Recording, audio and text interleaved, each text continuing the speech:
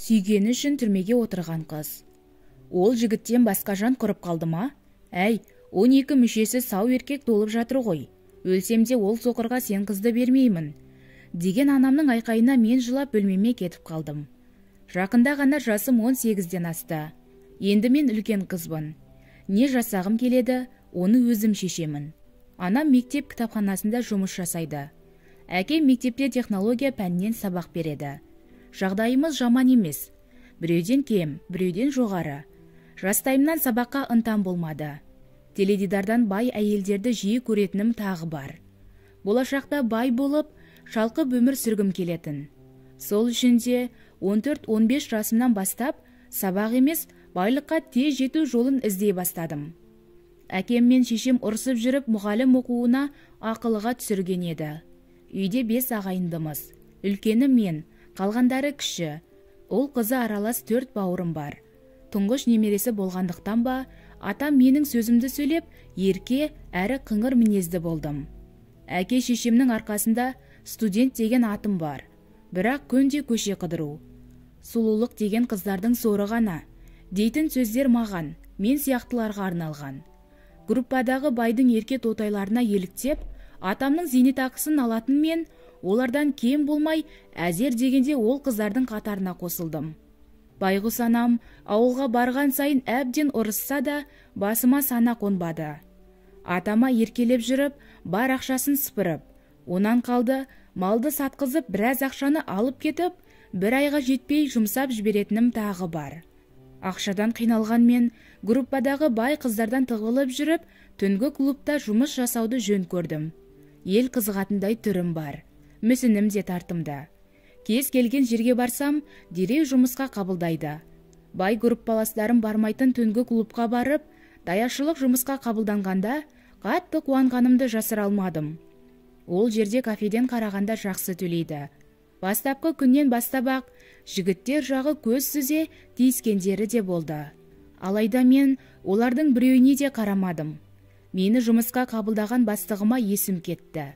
Я, өзіне емес, байлығына. Ол еркек менен 10 жасқа үлкен болса да, оның байлығы менің санамды жаулап алды. Үйленіп, ажырасқаны да маған маңызды емес. Оның әйелі болсам, үлдемен бүлдеге оранып жүремін, деген ой санамды әлде қашан жаулап алды. Махаббат деген тек ақша. Дейтін маған біреу соқыр жанға ғашық боласың десе, төбе шашым тік тұрып, ол адамды жерге тыққанша ұрысатыным анық. Сонымен мен сылаңдап бастығымның көзіне түсуді жоспарлап жүрдім. Шыны керек, оның қаншама мен деген көңілдестері жетерлік. Жұмысқа да сирек келеді. Барлық жұмыс, ақшаны сенімді көмекшісі администратор Бекзат деген менен 5 жасқа үлкен жігітке тапсырған. Жұмыста оны бәрі Бека дейтін. Өзі сондай ашық, әрі өте пысық жігіт. Десе де, отбасылық жағдайы анау айтқандай керемет емес. Анасы мен шұбырған бауырларын асырап, зыр жүгіріп жүрген нағыз еркек дер. Бека мені алғаш көргенде ұнатып, сөйлей алмай кібіртіктеп қалғаны бар. Оның сол сезімін пайдаланған мен, Бекаға сәл-пәл үміт бергенде болып, бастық туралы, оның қанша бизнестері бар екенін жайлап біле бастадым. Менің клубта жүргенімді Бека қаламайтынын айтып, ара-тұра демалыс беріп жүрді. Мен оған ақша қатты қажет екенін айтып, жұмыстан кетпейтінімді айттым. Ол байғұс мені аяп, ақша беріп жүрді. Алайда оның 5-10 тиынын менсінбей, оған еркелей бір күнде 10 мың қағып алып, бай группаластарымен қаңғып, сол күнде-ақ құртатынмын. Жә, ол ештеңе емес қой. Одан ең сорақы іске бардым. Байғұс Беканы әбден пайдаланған мен, бастықтың барлық жағдайына қанық болдым. Бастықтың соқыр інісі бар екенін естігенде таң қалдым. Ақшалары көп болса да, емдей алмағандары қызық екен, деп ойладым да қойдым. Алайда, сол соқыр жанға есім кете ғашық боларымды білсемші. Ізімнен жүгірген Бекаға мен сорлы обал жасап, көз жасына қалдым. Ол бұлай болды. Тауықтай миы жоқ мен, өзімді соншалықты сұлу санап, жігіттің құшағына еркелей еніп, анау айтқандай төсек қатынас емес. Жай құшақтасумен шектеліп, ол жігітті өзіме ынтықтырып, кассадан ақша ұрлай бастадым. Ғашықтықтан көр соқыр болған Бека, кассадан ұрланған ақшаны әрине менен көрмеді. Байғұс баладан ақша ұрлағаныммен қоймай, тағы да сұрап алып шалқып жүрдім. Бірде маған мынадай арам ой келді. Беканы ұры етіп, оның орнына өзімді администратор болғанымды бір сәт елестетіп, байғұс баланың түрмеге түсуіне көмектескен нағыз сатқын едім. Өзімді сонша сүйген жанды ұры еткенмен, бақытты ғұмыр кешемін деп қатты қателесіппін. Беканың соңғы аянышты түрі әлі де көз алдымнан кетер емес. Ақшаны мен ұрлағанымды сезген болу керек. Көздерімен қадалып, тек қарай берді. Мен іштей, мақсатыма жеттім, деп қуанып тұрмын. Кейіннен іштегілерден естігенім, Бека еш уақытта ақша ұрламайды. Басқа біреу тұзақ құрған, байғұс балаға қиын болды, дегендерді жиі естісем де, ештеңе болмағандай жүрдім. Администратор боламын деген ойымның бәрі бекер болды. Кеше ғана келген маған администратор болу қайда? Менен өткен тірлікке пысық, неше жыл жұмыс жасап жүргендер толып жатыр. Бір сөзбен айтқанда, администраторлыққа басқа клубтан жасы үлкендеу қыз келді. Бәлкім бастықтың көңілдесі. Нақты білмеймін енді. Ал мен сол жұмысымда жүре бердім. Бастық маған қарамақ түгіл, көз қиығында салмады. Ойлап едім, Бекадан құтылсам, администратор болсам, бастыққа сәл болса да жақындаймын деген жоспарым орындалмады. Жоспарымның күл талқаны болғанына іштей налып жүрген кезімде, Беканың анасы ішке келді. Ол күні бастық жоқ. Байғұс ананың түрін көріп, барлығы аяп кетті. Ішке кірген анасы, бастыққа апаршы қызым. Алла мені сол әйелмен әдейі жолықтырғандай. Кешкі уақыт, жүзі сондай мұңды қарт апа кіріп келеді. Алдынан шыққанмен, апа тоқтаңыз, қайда барасыз? Әлгіндей бастықпен қанша кездескісі келсе де, бастық бұл кісіні көргісі келмейді екен. Бұл апа Беканың анасы екенін сөздерінен тез ұқтым. Байғұс балама жала жабылған, мен баламды білемін, еш уақытта ақша ұрлаған емес. Жылап жіберген Беканың анасын аяп кеттім. Іште қатты өкінгенім рас, бірақ шындықты айтуға болмайды. Ал Бекаға сенемін. Ол мені сүйгендіктен, менің ұры екенімді айтпайтынына сенімдімін. Ол жігіт қой, көп болса 5-6 жыл отырады. Өзімді солай жұбатып, Беканы ұмытуға тырыстым. Арада бір ай өтті. Бека 5-6 жылға емес, 9 жылға сотталып кетті. Бастық адамдарын салып, Беканы аямады. Әйтпесе, сондай көп ақша емес.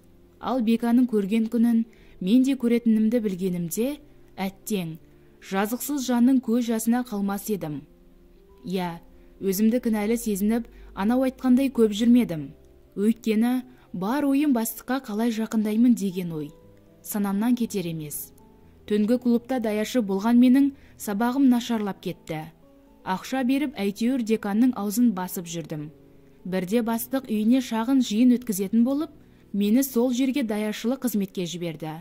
Қасымда тағы бір қыз бар. Өте үлкен зәулім сарайға алғаш рет аяқ басуым. Жүрегім қобалжи кіріп келемін. Үй қызметшісі үлкендеу әйел күтіп алып, қонақ бөлмені көрсетті. Дәретханаға барамын деген сылтаумен басқа бөлмелерге көз жүгіртіп, мынадай байлық санамды тесіп барады. Солай дәретханадан адасқан болып, абайсызда бір бөлмеге кіріп кеттім. Бека айтқандай, бастықтың соқыр інісін алғаш рет көрдім де, тұрған орнымда қатып қалдым. Түрі сондай тартымды. Денесіне күн тимеген әппақ. Көздері соқыр демесең, өте ерекше, қою қара қасты. Біреу келіп, бұл соқыр жан десе сенбейтін едім. Алғаш рет сол бір зағип жанға ғашық болдым. Ол адамның дыбысын естіген болу керек. Бұл кім? Дейді. Есімді жия алмай тұрғанмен, мен кешке болатын жиынға келген даяшы едім. Кешіріңіз, дәретханадан шыққан соң адасып кеттім. Дегенді кібіртіктеп әзер айттым. Ол қолына таяғын ұстап, маған қарай жүріп келеді. Жүр, мен сол жаққа шыққалы жатқан едім. Деген сөзінің өзі қандай әдемі. Дереу есімді жиып, оның қолынан құшақтап алғанымды білмей қалдым. Онда сізді осылай ұстап жүрейін, я? Деген едім. Ашуланды ма, әлде өзін аянышты көрсеткісі келмеді ме? Мен өзім жүремін, деді. Бұл сөздерге ыңғайсызданған мен, ақыры қолымды төмен қарай түсірген болып, қолынан сипап өткенде болдым. Ол сәл мен тұрған жаққа қарап, жүруін жалғастырды. Ал мен болсам, онымен танысқым келіп барады. Іштей ойлап қоямын. Бәлкім көзі көретін болса, менің сұлулығым оның жүрегін бірден жаулап алар еді, деп тағы да өзімді аспандағы айға теңедім. Солай алғаш рет зағип жанға ғашық болдым. Енді маған бастық керек емес. Қалай болса да, мен осы үйге жұмысқа тұруым керек. Әлгі соқыр жанның қасында болсам, байлықта, басқа да өздігінен келеді. Бәлкім, кейіннен көзі көріп кетер. Қазір заман дамыған сайын жазылмайтын ауру жоқ. Сондай неше түрлі оймен басымды қатырып жүріп, алдымнан шыққан Рашидке соқтығысып, екеуміз де жерге құладық. Соқыр жігіттің аты Рашид еді. Абырой болғанда мен оның үстіне құлап, оның еш жері зақым алмады. Қорқып кеткенмен қайта-қайта кешірім сұрап жаттым. Ол күліп, «Тағы сенсің бе?» Іштей сәл болса да маған ашуланбай сөйлегеніне қуанып кеттім. Мені танып тұр. Әрине даусымнан. «Кешіріңіз», деп тағы құшақтап, ол жігітті орнынан тұрғыздым. Ол менің қолымнан ұстап, тербелмелі диванға барып жайғасты. Шамасы ол диван соған арналған болу керек. Ал мен оның көздеріне қарай бердім. Қандай ерекше, еріксіз тартып барады. Әттең, ол мені көрмейтіні жүрегіме батты. Байғұспека ізімнен қанша жүгіріп бар сезімін арнағанда, бұндай сезімді басымнан өткізген емеспін. Ал мына Рашид мені өзіне жіпсіз байлады. Кең үй болса да бір қызметші. Әке шешесі басқа жақта тұра ма, әлде шетел асып қыдырып кеткен бе, көрінбейді. Кең сарайда әзірге мүлгіген тыныштық. Кеш басталып жиынға біршама дөкелер бас қосты. Әдеттегідей мінсіз қызмет етіп жүрмін. Бір қызығы, Рашидтің бала күнгі досы бар екен. Олардың әкелері бизнесте серіктес. Сол кешке ол да келді. Бірақ өте жылмақай, құсқұмар біреу. Көздерімен мені тесіп барады. Бір кезде Рашид бөлмесіне кетіп барады. Артынан досы да еріп маған қарап, «Сұлу қыз, бізге ішетін әкел», деп көзін қысты. Үй қызметшісі дайындаған сусындарды Рашидтің бөлмесіне апарғаным сол еді. Әлгі досы, «Қарындас, таныспадық па? Көркіңе көз тоймайтын сұлу екенсің. Қайтарда маған айт. Қала аралап, қыдырып шығарып салайын», деді. Жігіттермен қалай сөйлесуді білетін мен, «Рахмет, өзімнің де аяғым бар. Мен бұл жерде танысу үшін жүргенім жоқ. Ас болсын», деп шығып кеттім де, сәл аялдап, ол бөлменің сыртынан тыңдаған едім. Маған алғаш рет сөз қайтарған қыз осы болар. Қалай болса да мына қызды пайдаланып, лақтырып кетемін, деп әлгі досы Рашидке лепірді. Бұл сөзге Рашид, «Ол қыз саған ештеңе жасамады ғой, ол қызда нең бар? Біреудің өмірі саған ойыншық па? Басқа қыздарың жетіп жатыр емес пе? Ол қыздың сұлулығы ерекше, басқа қыздар секілді емес, мінезі де бар. Бірақ менің бетімді қайтарғаны ұнамай қалды. Әрі қарай тыңдауға уақытым болмай, аяғымды тез-тез басып қонақтар жаққа келіп қызмет етіп жүрдім. Аман есен ойдағыдай кеш жақсы дәрежеде өтіп, бастығым біздерге ақымызды төлеп қайтарғалы жатқанда қайта шақырып алды. Қасымдағы қыз екеуміз бір-бірімізге қорқа қарап үйге қайта кіріп келеміз.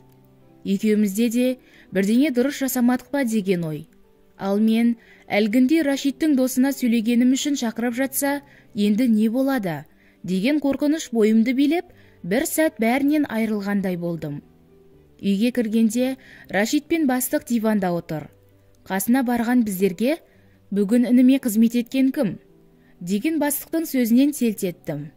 «Біттім, құрыған жерім осы», деп сөйлей алмай көзімде жасым дайын тұр. Қасымдағы қыз, «Мен емес, Мақпал». Өзімді әзер жиып, «Кешіріңізші, артық сөйлеп қойыппын. Кешіріңізші, енді қайталанбайды», деп жалынышты кейіппен. Бастығым түсінбей маған тесіле қарап, «Не бүлдірдің?» Сол кезде сөзге Рашид қосылып, әлгінде досым бұл қызбен танысқысы келді. Бұл қыз танысудан бас тартты. Сонда бастық ағасы мырс етіп, түсінікті. Жұмыста жүргенде артық қимыл жасамау керек. Жарайсың, Мақпал. Ертеңнен бастап ініме қызметші боласың. Киімдеріңді жиып осында көшіп кел». Шыны керек, сол күнгі қуанышымда шек болмады. Қайта-қайта рахмет айтқанмен, оқуым бар екені есіме түсті. «Ағай, мен бұл жұмысты қатты жасағым келеді. Бірақ оқуым қалай болар екен?» «Оны шешілді деп ойла. бір звонок, ертең таңертең үйде болатын бол, деген бастық бізді көлік жүргізушісіне қолмен ымдады. Дереу басын изеген көлік жүргізушісі бізді үйге дейін жеткізіп салып, маған таңғы сағат 7:00-де дайын отыруымды тағы ескертті. Үйге келгенмен киімдерімді жиып таңды атыра алмай, түрлі қиялға батып, таң ата көзім ілініп кетіпті. Сағаттың шырылынан оянып, асығып, жуынып, шайынып, қыздарға түсіндіріп, кетіп бара жатқанымды айтып қоштастым. Көлік жүргізушісі есік алдында күтіп тұр екен. Дереу мініп алған менде ерекше сезім. Енді ғашығымның жанында жүремін. Ешқандай жоспар құрмай-ақ. Алла мені сүйгеніме өзі-ақ жетелеп алып барады, деген сөзді іштей айта беріппін. Сөйтсем, Алланың да өз ойлағаны бар екен. Зәулім сарайға келген мені бастығым жеке бөлмесіне шақырып алып, бір ғана шарт қоямын. Ініме еш уақытта ғашық болмайсың. Сен тек үй қызметшісі болмайсың. Арасында жұмыстан шаршап келген менің жансыз қуыршағым боласың. Ақшадан таршылық көрмейсің. Келіспейтін болсаң, есік әне. Бұл сөзді естігенмен есім ауып қалды. Иә, кезінде осыны ойладым. Тіпті бастықтың көңілдесі болу үшін Беканы жазықсыз соттатып жібергенде мен едім. Бастықтың айтқанына көнбесем, бәрінен айрылғалы тұрмын. Үнсіз басымды изеп келіскенім сол еді. 5-10 минутқа жетпей, аш қасқырдай әлгі бастығым қанша жылғы жинаған абыройымды төкті. Ал мен қарсыласа алмадым. Өйткені келістім. Иә, мен Рашидке қатты ғашық болдым. Сол үшін де келістім. Ең болмаса қасында жүрсем, қалағаным бола жатар, деген ойымның бәрі күл-талқан болды. Ағасының жансыз қуыршағы болған мен, інісіне өлердей ғашық едім. Ал менің әттең деген күндерім өтіп жатты. Әр әйелдің қойнында жатып, неше түрліні көріп тастаған ол, маған да соны жасауды талап етті. Не деген жиіркенішті еді. Күндіз күлімдеп, Рашидтің жанында жүрсем, түнім жылаумен болады. Рашидке ғашық болған мен, арымның лас болғанына енді өкініп жүрдім. Өйткені Рашид те маған ғашық екен. Бірде ағасы іс сапарға кеткенде, үй қызметшісі ауырып сұранып кетті. Айтқанымдай, әке шешесі неге бұл үйде тұрмайды екен десем, олар ажырасып, жеке зәулім сарайлары бар екен. Үйде жалғыз қалған екеуміз әбден көңіл көтердік. Бұл уақытта Рашидпен жақын дос ретінде араласып үлгерген едім. Сол түні Рашид маған сөз айтып төсекте бірге болдық. Міне, осылай екі оттың ортасында жүрген маған мынандай ой келді. Екі оттың ортасында жүрген мен бір күні күйетінімді білсем де, Рашидке бұл жерден кетіп қалу ұсынысын айтып, оны ағасына айтпауын өтіндім. Мені сүйген ол, менің дегеніммен жүрді. Демалыс сұрап ауылға бардым. Ауылға келгенмен анама соқыр жігіт туралы айтқаным сол еді. Ол жігіттен басқа жан құрып қалды ма? Әй, 12 мүшесі сау еркек толып жатыр ғой, өлсемде ол соқырға сен қызды бермеймін. Деген анамның айқайына жылап бөлмеме кетіп қалдым. Таңертең ерте тұрғанмен, көп ойланбай әке шешем жоқта қалаға тайып тұрдым. Соңғы рет жазған хатымда, мені іздемеңдер, мен Рашидпен бірге боламын, деген сөз ғана болды. Рашидтің үйіне келсем, досы бар екен. Мені көріп, көздері жайнап кетті. Вау, мына қыз мұнда қайдан жүр? Рашид, ол осы үйде қызметші, әрі, деп айта бергенде, мен сөзге араласып, Рашид мырзаның жеке қызметшісі боламын, деп ғашығыма артық сөз айттырмауға тырыстым. Өйткені Рашидтің қызы екенімді білсе, ағасы мені қуып шығады. Оны Рашид те біледі. Сол күннен соң әлгі жылмақай досы жиі келгіштеп тиісіп жүрді. Бірде ол жігіт менің қолымнан ұстап жуынатын бөлмеге сүйрей жөнелді. Үйде көп аса адам бола бермейтін. Рашид, мен және үй қызметшісі. Қарсыласқан менің аузымды басып, ол менен өткензегі кегін алмақшы. Рашид, деп айғайлап үлгерген мені жұдырығымен бір ұрды. Даусымды естіген ғашығым ол бөлмеге жетіп келді. Есікті қағып, досының арам ойы жүзеге аспады. Ештеңеге өкінбеген досы, не болды? Мына қыздан есемді қайтарайын деп едім, кедергі болдың, деген еді. Ашуланған Рашид досын қатты itергенде унитазға басымен құлаған еді. Қан кете бастады. Сипалап жүріп үстіне отырып алған Рашид онан әрі оны ұрып жатты. Айқайлай жылағанмен Рашидтің ашуын тоқтата алмадым. Үй қызметшісі жүгіріп келіп, онан ағасына хабарласып, тып-тыныш үй абыр-сабыр болды. Емханаға жетпей, досы көз жұмды. Өйткені басынан қатты соққы алған. Онан Рашидтің ұрғаны бар. Бәрінен де бұл өлімді маған жауып, мен жазықсыз түрмеге түстім. Есімді жоғалтқан мен, сүйіктімді қорғау үшін, оның мен үшін қиналғанын қаламай, бәріне келсе беріппін. Сол үшін қатты өкінгенім-ай. Оқиға болған сәтте Рашидті дереу басқа жаққа кетті. Ол болса, кетпеймін деген сөзін айқайлап айтып жатты. Досының өлгенінен әлі де бейхабар. Ағасы мені жеке шақырып алып, бәрін мойныңа аласың. Бұл жігітті сен өлтірдің. Осылай айтсаң, мен саған түсіңде көрмеген ақша ұсынатын боламын. Ертең сотта ақша төлеп шығарып аламын. Бұл оқиғадан әлі де есімді жиып үлгермеген мен келістім. Ол уақытта ненің дұрыс, бұрыс екенін ойлауға шамам жоқ.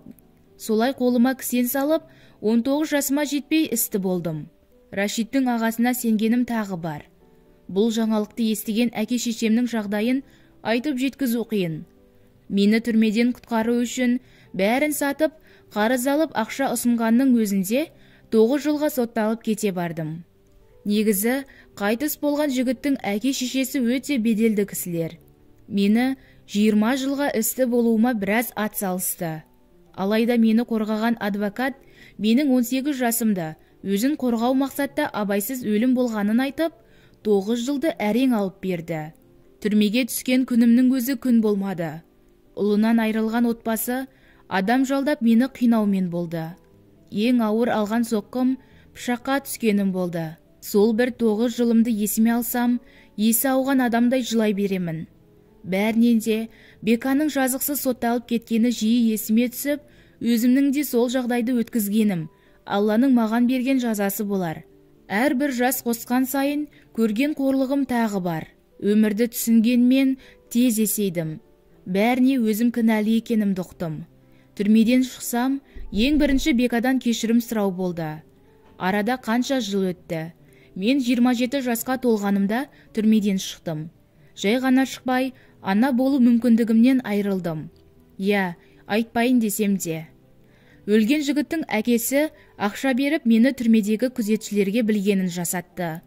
Талай өлім аузынан аман қалғанмен тек Алладан кешірім сұраумен болдым. Бәрінен де Бекадан кешірім сұрауға үлгермегенім жүрегімді жаралап бітті. Әттең-ай, сол бір күн қайта айналып келсе, Бекамен бірге болар едім. Байғұс Бека түрмеде азаптан бұл өмірмен қоштасқан. Бәлкім, бастық өлтіріп жіберген болуы да мүмкін. Түрмеден шыққаныма 2 жыл болды. Әке-шешемнің қасында болдым. Жасым келген сайын, әке-шешем мен жеңгелерім менің тұрмыс құрғанымды, бақытты болғанымды қалайды. Ал менің ана болмайтынымды білмейді. Қанша қорлық көргенімді оларға әлі де айтпадым. Жүректерін ауыртқым келмейді. Сіздерге тек айтарым, жазықсыз жанның наласына, көз жасына қалмаңыздаршы. Рашид пен ағасын іздемедім. Өйткені қорықтым. Ағасы менің көзімді құрта салады. Ол шындық. Онсыз да 9 жыл бойы мені уайымдап, әкем байғұс қартайып кеткендей. Олар менің қуанышымды көрсін деп, амалсыз жеңгем таныстырған жігітке тұрмысқа шықтым. Малшы ауылға, бітпейтін тірлік. Ал менің қатты қиналатыным, балалы бола алмайтынымды, адам өлтіргенімді бетке басатын енемнің тілі сондай жүйкеме тиіп бітті. Күйеуім өте момын, оны еш уақытта тастағым келмейді. Менің қалағанымды орындап, қаншалықты сыйлайтынын, жақсы көретінін күнде айтады. Бұндай бақыттан өлсем де бас тартқым келмейді. Бірақ енемді қалай жеңемін? Бөлек тұрсақ та, үйге келіп ұрыс шығарып кетеді. Мені баласына көп көрмейді. Менің кеткенімді қалайды. Ұлына бала туатын әйел алып беремін деп жүр. Күйеуім өте момын. Анасына ештеңе дей алмайды. Мен бірде күйеуіме жылап, егер сенен айрылсам, сен басқаға кетсең, мен өзіме қол салып өлемін, деген едім. Я, шындық. Малшы болса да, күнде малдың иісі сасып келсе де, мен күйеуімді шын жүректен жақсы көремін. онсыз мен білмеймін. Осы бір кішкентай бақытымды енем көп көрді ме, әлде ана болғасын ұлының ұрпағы болғанын қалай мекен?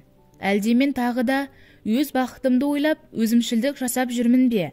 Бірақ күйеуімді тастап кетсем, білмеймін, өмір сүру мүмкін емес. Соңы